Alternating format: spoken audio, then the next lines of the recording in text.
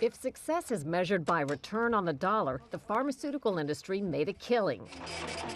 The industry spent $20 million lobbying on health care this year. What did they get? 30 million Americans are going to get health insurance subsidies from the federal government, and so 30 million Americans are going to buy a lot more drugs, and revenues for the drug companies are going to go through the roof.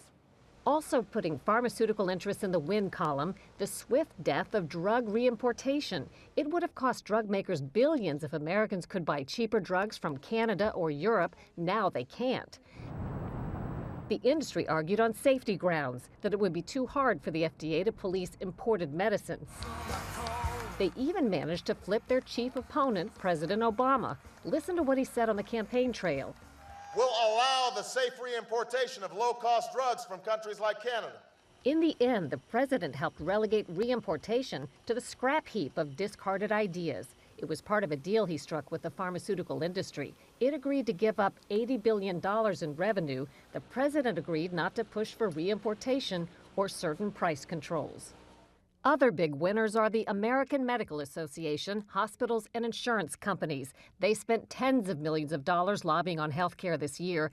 That doesn't even count their aggressive campaign in recent days against Medicare buy-in. It would have allowed Americans as young as age 55 to buy into Medicare. But to providers, it could have meant lower payments for medical services all the way around. It's dead. Also dead, or very close, the public option. Losers on that issue include the president, Senate Majority Leader Harry Reid, and Speaker of the House Nancy Pelosi. The public option's demise is another win for insurance companies, which didn't want to compete with the government. And they'll get $447 billion worth of federal subsidies through customers given money to buy coverage, all of which, says Libertarian Michael Cannon, makes insurance companies the ones with the most to gain. Every time government expands, somebody is getting rich. And the people who figured out how to get rich off of this expansion of government are the private insurance companies.